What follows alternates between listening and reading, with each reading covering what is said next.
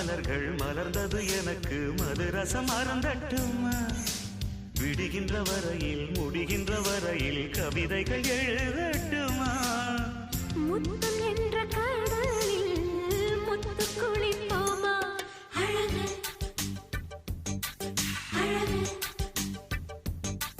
ஓ நீ நடந்தால் நடையழகு அழகு நெருங்கி வரும் இடையழகு அழகு